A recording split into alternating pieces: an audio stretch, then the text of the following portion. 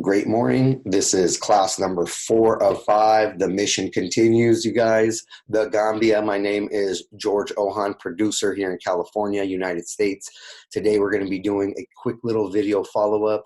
The WhatsApp group, the chat has been crazy, you guys, back and forth, back and forth.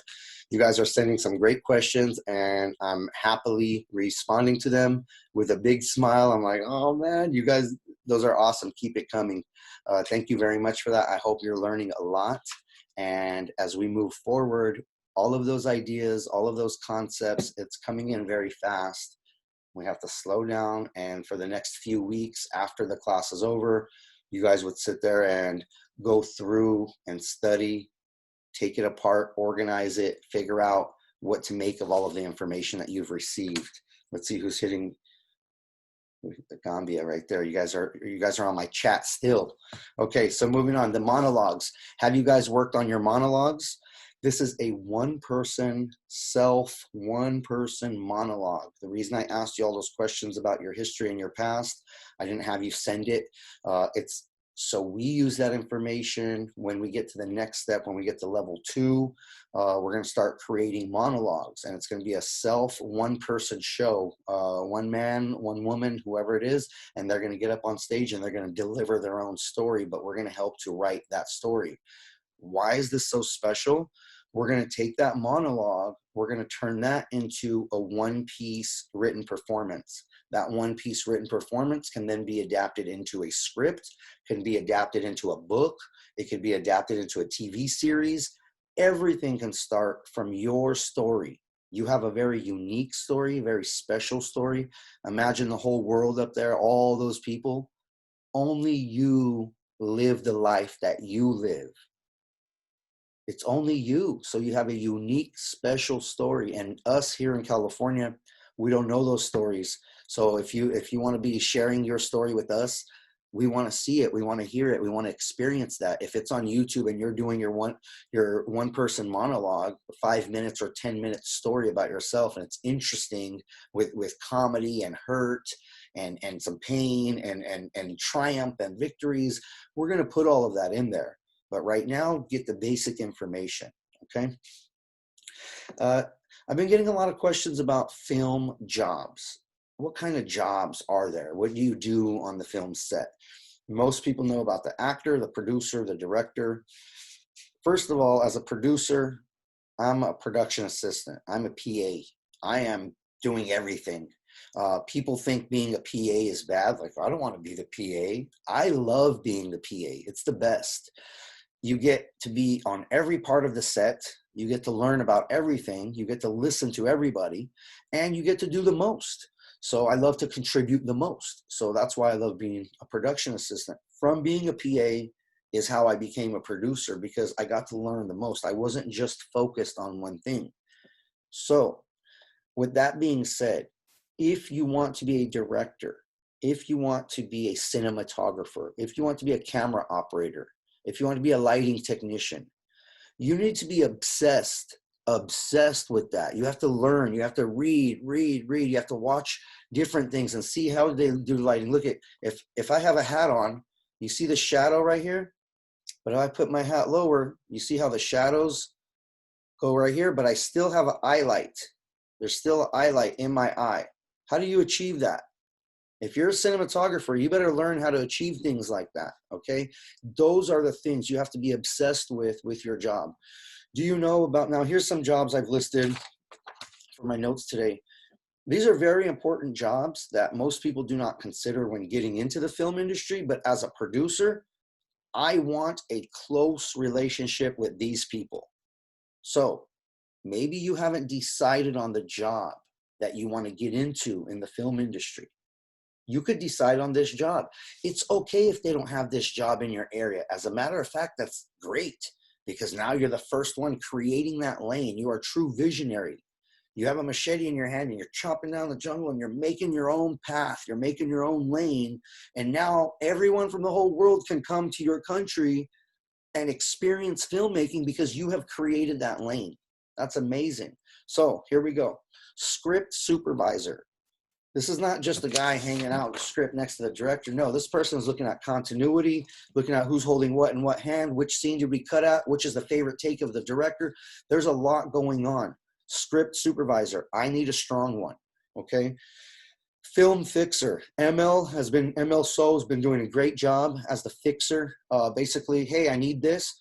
He could contact 20 people and get everybody very quickly. That's a fixer, a person who knows a lot of people, who can get a lot of things very quickly for the producers.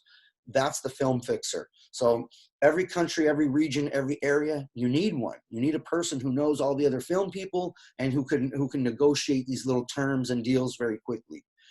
The other thing, first assistant director.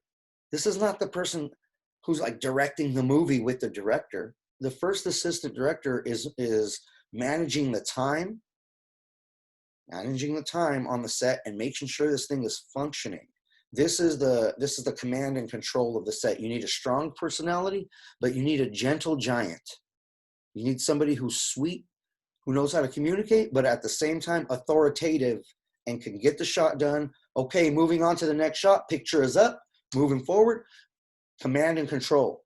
A film set has command and control. It's a highly respectable operation as it goes along. There's a chain of command. There's a rank structure. And everybody on set, you know who the director is, you know who everybody is, and you play your position. Today, maybe I'm the PA. Maybe you're my boss today. But tomorrow, maybe I'm the producer and I'm your boss. This is a very small world in film. It's very few people doing what we're doing. So be nice, play nice with others, respect others, okay? Keep your ego over there at home. Well, throw your ego in the ocean. You don't need it. You don't need your internal ego of who you are. We don't play that. We don't need that here. So go throw that in the ocean, okay? This is a collaborative art. We work together all the time. Next thing, line producer.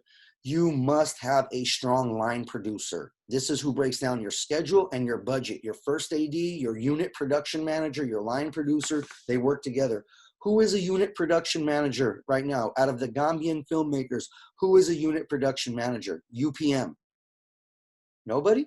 It should be you. Think about it. First AD, first assistant director, line producer. John Duffy, Hollywood line producer. This is what he did for me the other day. We broke down our entire schedule. This is for our feature film that we're shooting in Laos. This is the first time ever Hollywood, California has negotiated a deal with the country of Laos. It's one of 5 communist countries, and we did it. And now we're going there in October, November. We're going to be filming a movie there. But you need a line producer to be breaking down, because sometimes you shoot certain things way out of schedule. Almost every time you produce your film out of order based on your actors' availability, location availability, time, money, travel, so many considerations. This is where your line producer becomes gold in helping you out how to figure out the production of your set. The next thing is locations manager. It's not just, oh, I found a place. No, a locations manager should have a list of 50 or 60 places that they've already gone to prior, talked to, built relationships, shook hands, signed a contract saying, we can use your location for film sets. We'll come to you and ask you as needed, but you would like to be placed on our on our list for consideration. Create a list, become a locations manager, have your list of all of these different locations. You went there and talked to that business owner, you talked to that person, you talked to that person, and they said it was okay. And you create a little agreement that says, my film production company may want to use your location in the future. Is that okay? Yes, it is. Okay, so when we want to use it, we're going to ask you again. We're going to give you the date. We're going to work it out. But somebody needs to be responsible for this. Somebody needs to have this. You can't just say, oh, I have it in my head. Yeah, my uncle, he's a good guy. He's going to let me use his land over there. No. If somebody from Nigeria comes in, if somebody from Ghana comes in, somebody from Uganda, and they need location, you should be prepared as a professional to receive payment for the use of that location as a film crew, receiving payment. So think about it. Set yourself up for success, okay? Casting. This is so important. Who is the casting director? My suggestion, the casting director is not the director. The casting director is not the producer. The casting director is not on the film set. The casting director is not a filmmaker, really. You're involved in the filmmaking process. You're one of the most important parts of choosing the correct talent to deliver the story, the message, but the casting director should have a little separation because it's not about hooking up your friends. The casting director has to be completely fair, completely neutral, and say, you know, Joey over there, everybody likes him. He's a great guy, but he's not right for the role. So if you're friends with that person and you're the director and that's your buddy and you want him on your film, you're not going to have that neutral idea about Joey over there. So a casting director has to be fair, neutral, and a casting director needs to have a lot of names, a lot of faces. You don't need to keep a physical thing, but it has to be organized with email, not with WhatsApp, with email. Hey, you want me to consider you for the next role when a producer or a director calls? Sure. Send me your photograph and send me your information, height, weight, age, group that you want to play, all of these things, everything that somebody would want to know for the role. So when they read that description of the role, they say, wow, I have somebody here. So that's something that you want to consider, casting directors. Now your schedules, we already went over. You have to be prepared with what you're going to shoot. You do not want your camera to be moving left and right and forward and back. If your camera is pointing this way already and you have your whole setup in lights, even though that scene is not this scene, in your script, if there was a camera setup pointing this way in this location, you must shoot that because you don't have time or money to move those cameras again, move that again, bring more people back, set it back up over here. You're already set up this way. You must think out of sequence when filming your films. You must think out of sequence. So actors, think about delivering your whole film out of sequence. That's why you must rehearse, rehearse, and rehearse. You must know your script inside and out. So when you're filming it out of sequence, it's no problem. You know that script. Okay, guys, a huge opportunity in your area right now is B-roll. Imagine you set up the camera and you're getting some footage over there of people walking off of the boats. Somebody picking something, somebody working on a car, somebody just walking by in front of the stores, in front of the market somewhere, somebody just in the village kicking a football, soccer ball. That's B-roll. Make sure the camera's stable. Make sure you're rolling at least 30 seconds. You capture that footage as high quality as you can. Upload it as high quality as you can. There's a lot of stock footage sites, or you keep it in your own hard drive. You keep it. We're going to choose a winner, and I'm going to send a hard drive to somebody. 1 terabyte. That's 1,000 gigabytes of data you could store in here. One winner from this class is going to win one of these, and I'm going to send it.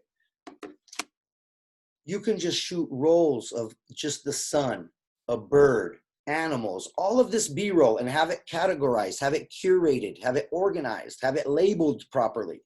Now when you go to shoot any films, you already have thousands of clips from your country of something that somebody can insert into their film to help their film move along, or pass time in a transition, time-lapse shots, anything. You guys could start capturing this B-roll and keeping it in a hard drive to save your time or sell these clips to other filmmakers as they need it in the future. That's a great opportunity. The other thing is digital sales. The way filmmakers earn money is by digital sales, okay? That's a huge, huge part of what we do. So one thing I'm going to do right now is I'm going to go and show you, let me see. Actually, no, I'm going to do that in the next video. It's going to be too long if I do that now. FultonFilmCompany.com says hire us. There's a lot of services there. You offer all of those services. Every company in your country, the large telecommunications companies, the car companies, the billboards, the advertising that you see, you are the advertisers. You must contact them and say, hey, we're involved with the African Film Festival. We're involved with Rootflix. We're involved with Fulton Film Company from California. Our production crew, our actors, our filmmakers works with a producer there. We would like to create digital content for your business. We would like to do digital marketing for your business. And when they have questions, they can speak with ML, they can speak with me, they can speak with somebody to help to close that deal. When we secure that deal, then you have a job. Now we have to go create content. We have to go create a commercial. We have to create an ad. So you can be the actor, you could be the director, the cinematographer. That's how we create work. That's how we generate income. In the meantime, that's our day job, digital marketing, digital content production. And that's how we keep the party going for the film industry, to keep the movies going, to make the movies. But digital content is where it's at. You have to believe in yourself.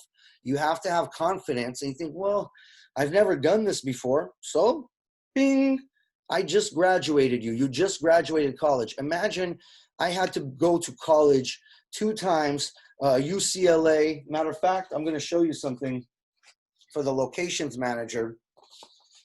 If you want to film, if you want to make a short movie in the campus, in the University of UCLA, where I went to college, you need 3 papers. This one, this is the UCLA campus location confirmation. It tells you everything about the shoot date, where you at, everything. Here's another one. This is the film brief. You must describe the scene in its entirety so they know exactly what you're doing. And then here's the student film warrant. This is what you promise to do, what you're going to do when you say you're going to do it. And then they have to officially sign off on it. So I'm telling you all this to say this is official business right here that we're doing. And you're in it now. You're in it. You're involved in this thing at every level of it. Locations managers, you're going to need some forms like that. You can start to create them. You can look for them. Everything that you want to know, every question that you have is available on Google. Google is a crystal ball. You ask it a question, your answer is there. You have every answer in life. Are you asking quality questions? Are you asking the proper questions? When you receive that information, it will help you to achieve the goals that you desire. Do you have goals? Have you set your goals? Have you written out your goals? You have to write them. You have to see them. You have to visualize what is your goal. When you have goals, then you think about why. Why do I want that? If why you want what you want, your goal is not strong enough, if it's not real enough, if it's not authentic, most likely you will fail.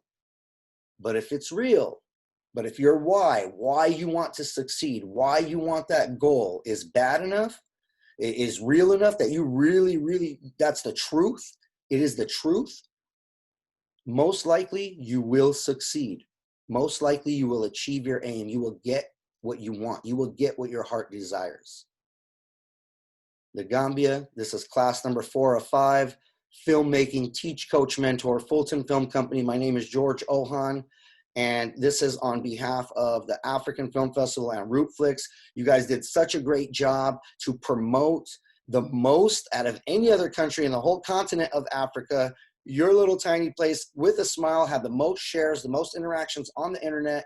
And the reason that's huge, you were supporting other filmmakers, other African filmmakers. You were not necessarily supporting your own films. You were supporting somebody else's work. That's huge. You will receive that back. When you give something that great, you receive that back. Class number 5 coming up tomorrow, you guys. I love you all.